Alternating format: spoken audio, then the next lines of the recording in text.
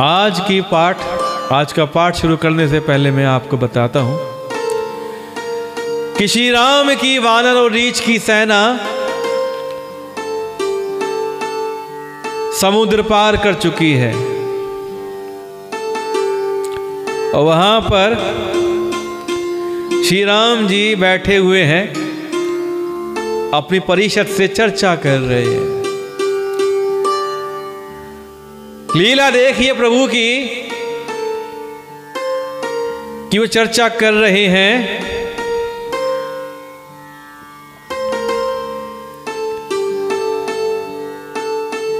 और सुग्रीव की जंघा पर गोद में सर रखकर लेटे हुए हैं और सबसे पूछते हैं कि बताओ चंद्रमा में जो दाग है ये दाग क्या है, दाग क्यों है?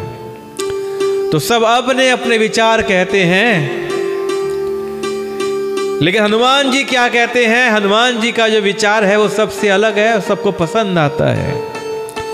हनुमान जी कहते हैं, हे प्रभु सुनिए, चंद्रमा आपका प्रिय दास है और आपकी सुंदर श्याम मूर्ति चंद्रमा के हृदय में बसती है।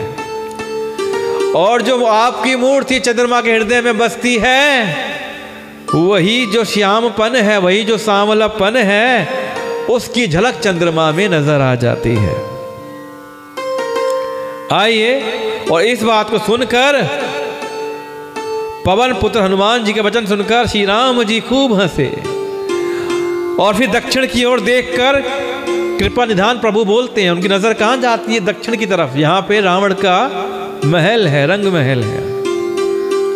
कि पवन तनय के वचन सुनी बिहसे राम सुजान, दक्षिण दिशि अवलोकि प्रभु बोले कृपा निधान।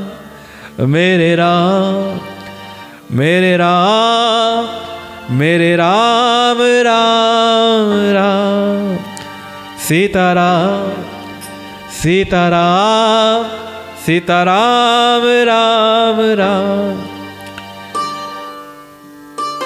कि पवन पुत्र हनुमान के वचन सुनकर रघुनाथ जी हंसने लगे और अपना मुख दक्षिण की ओर कर लेते हैं, देखते हैं और पूछते हैं, बोलते हैं।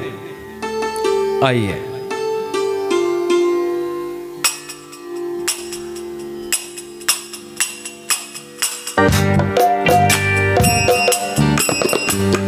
देखू विभीषण दक्षिण आसा, घन घमंड दामिनी बिलासा, मधुर मधुर घर जय घन घोरा, कोई वृष्टि जनि ऊपल कठोरा। कहत विभीषण सुनहु कृपाला, होई न तड़ित ना बारिद माला, लंका शिखर ऊपर आगार, तहाँ दस कंदर देख अखार। छत्र मेघ डंबर सिर धारी, सोई जनु जलद घटातिकारी, मंदोदरी श्रवण ताटंका, सोई प्रभु जनु दामिनी दमंका। बाजहि ताल मृदंग अनूप, सोई रव मधुर सुनहु सुर भूप। प्रभु मुस्कान समुझी अभिमान, चाप चढ़ाई बान संधान। राम मेरे राम मेरे राम राम राम, सीताराम सीताराम सीताराम राम राम। छात्र मुकुट ताटंक तब, हत एक ही बान, सबके देखत मही परे, मरमु न को जान। मेरे राम मेरे राम मेरे राम राम राम, सीताराम सीताराम सीताराम राम राम। रघुनाथ जी दक्षिण की तरफ देखते हैं और बोलते हैं कि हे विभीषण दक्षिण दिशा की ओर देखो, बादल कैसा घुमड़ रहा है और बिजली चमक रही है। भयानक बादल मीठे मीठे हल्के हल्के स्वर से गरज रहे हैं, कहीं कठोर ओलों की वर्षा तो ना हो जाए। क्योंकि राम जी ने पक्के मकान तो है नहीं ना, वानर सेना ठहराई हुई है, टेंट लगा के, कैंप लगा के, तंबू लगा के, तो ऐसा ना हो जाए कहीं कठोर ओलों की वर्षा हो जाए। तो विभीषण बोलते हैं, हे कृपालु सुनिए, यह ना तो बिजली है और ना ही बादलों की घटा। ये जो आप देख रहे हैं ना, ये लंका की चोटी पर एक महल है। ये बड़ा महल है, 10 ग्रीव रावण वहां पर नाच गान का अखाड़ा देख रहा है। वहां पे नाच गाना हो रहा है, नाच गाने का अखाड़ा चल रहा है, वहां पे मनोरंजन चल रहा है। रावण ने सिर पर मेघडंबर छत्र धारण कर रखा है। मेघडंबर क्या होता है? बादलों के डंबर जैसा विशाल और काला एक छत्र रावण ने धारण कर रखा है। और उसी को देख के क्या लगता है कि वही मानो बादलों की अत्यंत काली घटा है। मंदोदरी के कानों में जो कर्णफूल हैं वो हिल रहे हैं। तो वो जो हिल रहे हैं कर्णफूल, उनके हिलने से जो चमक आ रही है ना, हे प्रभु, वही मानो बिजली चमक रही है। ऐसा लग रहा है जैसे बिजली चमक रही है। हे देवताओं के सम्राट सुनिए, अनुपम ताल और मृदंग बज रहे हैं। तो वहां पे ताल बज रही है, मृदंग बज रहे हैं, वही मधुर ध्वनि है। जो मृदंग की ध्वनि हो रही है उसी से गर्जन की ध्वनि हो रही है। ऐसा लगता है जैसे बादल गरज रहे हैं। रावण का अभिमान समझकर प्रभु मुस्कुराए। रावण कितना अभिमानी है, चिंता ही नहीं है उसको, शत्रु सर पर खड़ा हुआ है, बड़ा अभिमानी है रावण। उन्होंने धनुष चढ़ाकर उस पर बाण का संधान किया। धनुष को चढ़ाया और उस पर अपना बाण कस दिया, और एक ही बाण से रावण के छत्र, मुकुट और मंदोदरी के कर्णफूल काट गिराए। प्रभु की लीला देखिए कि इतनी दूर से ही बाण चलाकर रावण का छत्र गिरा दिया और मंदोदरी के कर्णफूल काट कर गिरा दिए। और ये सब इतना सफाई से हुआ कि जो छत्र था सिर्फ वही गिरा और मंदोदरी के कर्णफूल गिरे, और कुछ नहीं गिरा। सबके देखते ही देखते वे जमीन पर आ पड़े।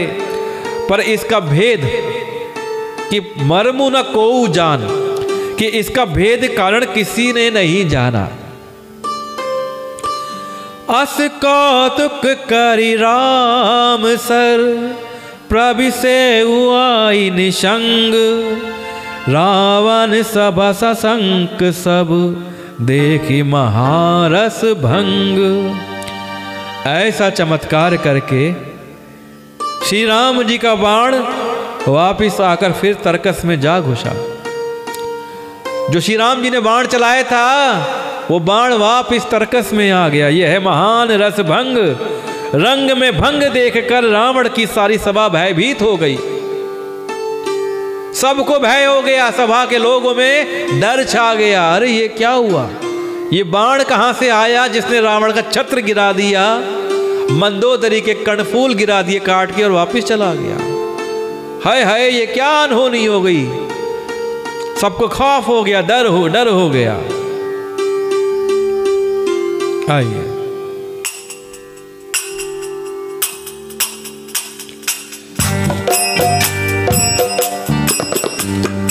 कंपन भूमि न मरुत विशेषा, अस्त्र शस्त्र कछु नयन न देखा। सोचहि सब निज हृदय मझारी, असगुन भयउ भयंकर भारी। 10 मुख देख सभा में पाई, बिहसी बचन कह जुगति बनाई। सिरउ गिरे संतत शुभ जाई, मुकुट परे कस असगुन ताई। शयन करहु निज निज ग्रह जाई, रावण कवन भवन सकल सिर नाई, मंदोदरी सोच उर बसेऊ, जब ते श्रवणपुर मही खसेऊ, सजल नयन कह जुग कर जोरी, सुनहु प्राण पति बेनती मोरी, कंत राम विरोध परिहरहु, जाने मनुज जनि हठ मन धरहु, राम मेरे राम राम राम, सीताराम सीताराम सीताराम राम राम। भूल जाते हो आजकल ना। विश्वरूप रघुवंश मणि, करहु बचन विश्वासु, लोक कल्पना वेद कर, अंग अंग प्रति जासु, मेरे राम राम राम, सीताराम सीताराम सीताराम राम राम।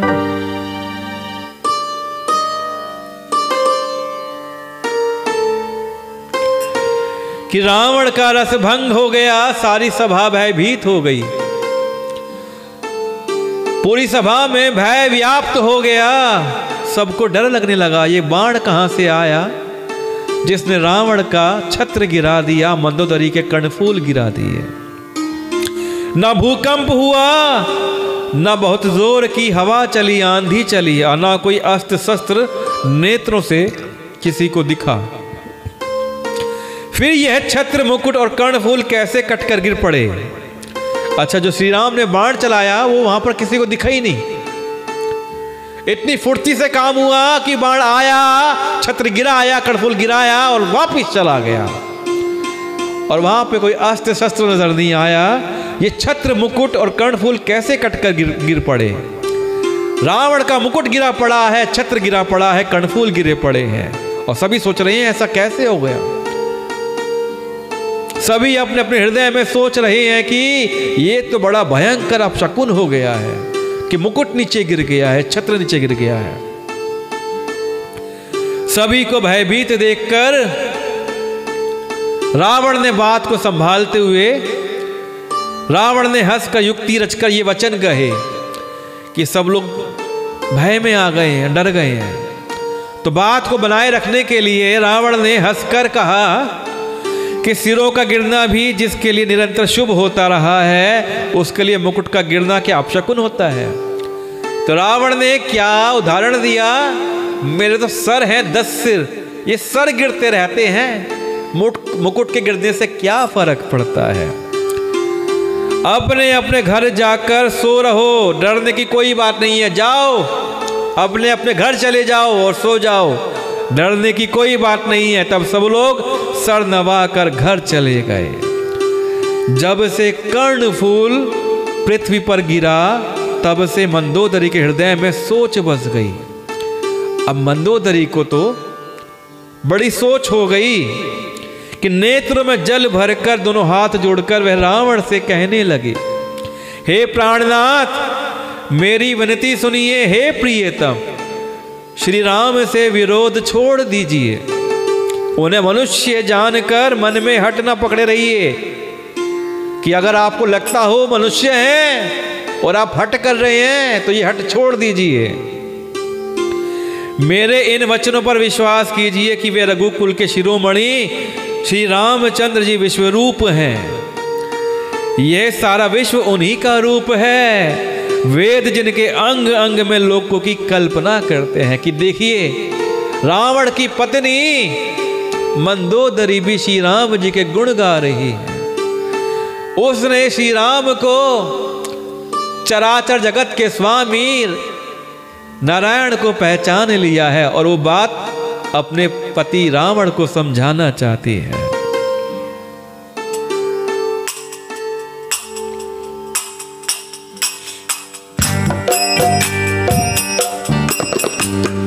पद पाताल शीस अज धामा, अपर लोक अंग अंग विश्राम, भृकट विलास भयंकर काला, नयन दिवाकर कच घन माला।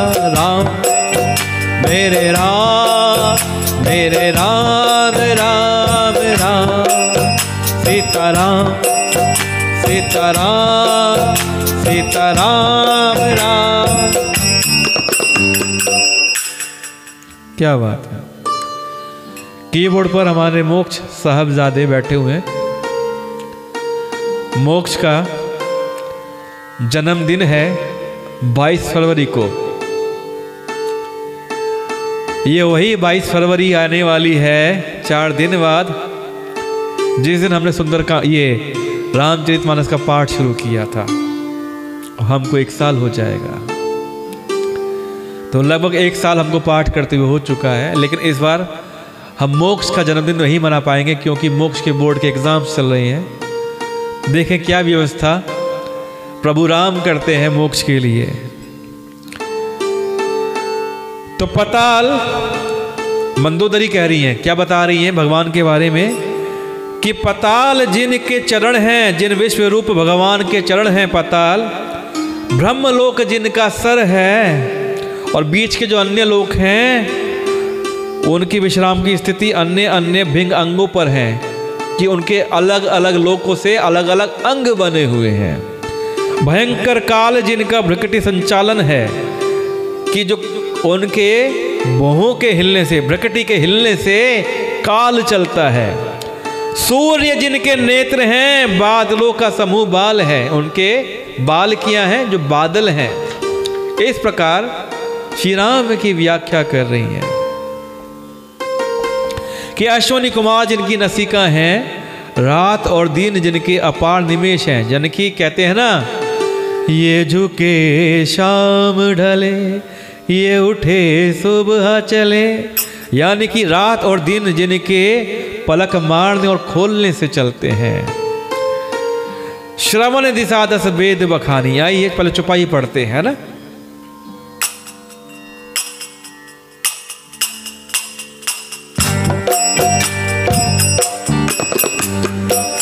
सुघ्रान अश्विनी कुमारा, दिसियारु दिवस निमेष अपार, श्रवण दिशा 10 वेद बखानी, मारुत श्वास निगम निज बानी, अधर लोभ जम दसन कराला, माया हास बाहु दिक्पाला, आनन अनल अम्बुपति जीहा, उत्पत्ति पालन कले समीहा, रोम राज अष्टादश भारा, अस्थि शैल सरितानस जारा, उदर उदधि अध गोचातना, जग में प्रभु का बहु कल्पना।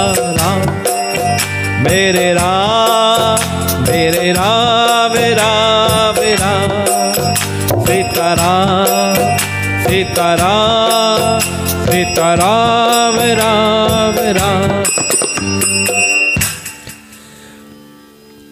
अहंकार शिव बुद्धि अज, मन शशि चित्त महान, मनुज बास सचराचर, रूप राम भगवान। मेरे राम मेरे राम मेरे राम राम राम, सीताराम सीताराम सीताराम राम राम। कि लोभ जिनका अधर है होठ है, यमराज उनके भयानक दांत के समान है, माया उनकी हंसी है, कि जब वो हंसते हैं तो माया फैल जाती है। दिक्पाल जिनकी भुजाएं हैं, जो समस्त दिक्पाल हैं 10 दिशाओं के, वो उनकी भुजाएं हैं। उनका मुख अग्नि है, उनकी वरुण जीव है। उत्पत्ति पालन और प्रलय जिनकी चेष्टा है, कि उन्हीं के करने से उत्पत्ति होती है, और उन्हीं के करने से पालन होता है, और उन्हीं के करने से प्रलय हो जाती है। 18 प्रकार की असंख्य वनस्पतियां जिनकी रोमावली हैं, पर्वत अस्थियां हैं, नदियां नसों का जाल है, समुद्र पेट है और नरक जिनकी नीचे की इंद्रियां हैं। इस प्रकार प्रभु विश्व में है, अधिक कल्पना उहापोह क्या की जाए। शिव जिनका अहंकार है, ब्रह्म बुद्धि है, चंद्रमा मन है और महान विष्णु ही चित्त है। उन्हीं चराचर रूप भगवान श्री राम जी ने मनुष्य के रूप में निवास किया है। पतिदेव, मैंने बता दिया ये समस्त विश्व है और विश्व में जो भी व्यवस्थाएं हैं ये नारायण प्रभु का रूप है, उन्हीं का मनुष्य रूप है श्री राम जी। हे प्राणपति, अस विचारी सुनु प्राणपति, प्रभु सन बायरु बिहाई, प्रीति करहु रघुबीर पद, मम अहिवात ला जाई। मेरे राम मेरे राम मेरे राम राम राम, सीताराम सीताराम सीताराम राम राम। हे प्राणपति, सुनिए, ऐसा विचार कर प्रभु से बैर मत करिए। प्रभु से बैर छोड़कर श्री रघुवीर के चरणों में प्रेम कीजिए, जिससे मेरा सुहाग ना जाए, मेरा सुहाग बचा रह जाए। श्री राम तो प्रभु हैं, उनसे बैर मत कीजिए, उनके चरणों से प्रेम करिए। ऐसा मंदोदरी अपने पति रावण से कह रही है। देखिए क्या प्रतिक्रिया रावण अपनी पत्नी को देता है।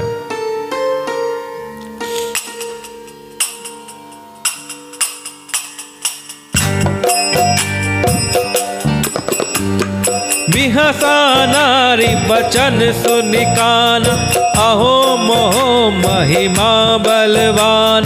नारी स्वभाव सत्य सब कहीं, अवगुण 8 सदा और राय। साहस अनृत चपल तमाया, भय विवेक असोच अदाया। रिपु कर रूप सकल तय गावा, अति विशाल भय मोहि सुनावा। सो सब प्रिय सहज बस मोरे, समुझ परा प्रसाद अब तोरे। जानियु प्रिय तोरी चतुराई, एहि विधि कहु मोरी प्रभुताई। तब बत कही गूढ़ मृग लोचनी, समुझत सुखद सुनत भय मोचनी। मंदोदरी मन महुअस भयउ, यही काल बस मति भ्रम भयउ। राम मेरे राम मेरे राम राम राम, सीताराम सीताराम सीताराम राम राम। एहि विधि करत विनोद बहु, प्रात प्रगट 10 कंध। सहज असंक लंकपति, सभा गयउ मद अंध। मेरे राम मेरे राम मेरे राम राम राम, सीताराम सीताराम सीताराम राम राम। तो मंदोदरी अपने पति रावण को बहुत प्रकार से समझा रही है कि वो प्रभु हैं, उनसे बैर मत कीजिए। ये मत सोचिए कि वो मनुष्य हैं, और ये जानकर इस भ्रम में मत रहिए। इस भ्रम में रहेंगे तो नुकसान हो जाएगा पतिदेव। तो पत्नी के वचन को कानों से सुनकर रावण खूब हंसा। अहंकार है ना रावण के अंदर, किसी को कुछ समझता ही नहीं है, लेकिन अंदर भी उसको लीला सारी पता है। अहंकार है ना जो झुकने नहीं देता है। ये तमस, तामसिक पदार्थ हम जो खाते हैं, तामसिक जीवन जो जीते हैं, वो हमारे अंदर अहंकार पैदा कर देता है, जो हमें झुकने नहीं देता है। तो रावण ने सोचा कि अगर ये मनुष्य है तो इसकी पत्नी को मैं हर लूँगा, रख लूँगा अपने पास, और अगर ये साक्षात पर ब्रह्म है तो मैं इनके हाथों मारा जाऊँगा और मोक्ष को प्राप्त होऊंगा। इस प्रकार मैंने बैर कर लिया है। ये रावण के अंदर की बात है जो उसने किसी को नहीं बताई। तो पत्नी के वचन को कानों से सुनकर रावण खूब हंसा और बोला, अहो अज्ञान की महिमा बड़ी बलवान है, मोह हो गया है मेरी मंदोदरी को। स्त्री का स्वभाव सब सत्य ही कहते हैं कि उसके हृदय में 8 अवगुण सदा रहते हैं। अपनी बात को अहंकारी रावण बड़ा साबित करने के लिए क्या कहता है कि नारी में 8 अवगुण सदा रहते हैं। क्या अवगुण की बात करते हैं कि साहस, झूठ, चंचलता, माया, भय, अविवेक, अपवित्रता और निर्दयता। तूने शत्रु का समग्र रूप गाया, मुझे उसका बड़ा भारी भय सुनाया। कि तू मुझे डरा रही है साहस शत्रु के बारे में बात सुना के, उसका रूप का गुणगान कर रही है और मुझे डरा रही है। हे प्रिय, वह सब तो स्वभाव से ही मेरे वश में है, मुझे कोई फर्क नहीं पड़ता। ये चराचर विश्व जिसकी तू अभी बात बखान कर रही है, जिसका व्याख्यान कर रही है ना इस विश्व का, कि फलाने फलाना ब्रह्म लोक है, फलाने पताल लोक है, फलानी वनस्पतियां हैं, ये चराचर विश्व सब मेरे वश में ही तो है, स्वभाव से ही मेरे वश में है। तेरी कृपा से मुझे यह अब समझ पड़ा, तूने आज मुझे समझा दिया, तू तो मुझे समझा रही है। अच्छा हे प्रिय, तेरी चतुराई में जान गया, तू इस प्रकार इसी बहाने मेरे बारे में तू गुणगान कर रही है, तू मेरा गुणगान कर रही है, मेरी प्रभुता का बखान कर रही है। हे मृगनयनी, तेरी बातें बड़ी रहस्य भरी है। रावण की मति फिरी हुई है। क्या कह रहा है कि तू मेरी तारीफ कर रही है, जबकि वो तारीफ किसकी कर रही है? श्री राम जी की। कि ही मृग है मृगनयनी, तेरी बातें बड़ी गूढ़ हैं, रहस्य से भरी हुई हैं, समझने पर सुख देने वाली और सुनने से भव छुड़ाने वाली है। मंदोदरी ने मन में ऐसा निश्चय कर लिया कि पति को कालवश मति भ्रम हो गया है, मेरे पति का काल आ गया है, मेरे पति को मति भ्रम हो गया है, इसकी मति खराब हो गई है मेरे पति की। इस प्रकार अज्ञानवश बहुत से विनोद करते हुए रावण को सवेरा हो गया। सुबह हो गई, तब स्वभाव से ही निडर और घमंड में अंधा लंकापति अपनी सभा में चला गया। अब रावण सभापति में अपने सभा में चला गया। सभा में क्या होता है इसकी चर्चा हम लोग अब आज के पाठ को विराम देके कल करेंगे। तो आज के पाठ को हम लोग यहीं विराम देते हैं।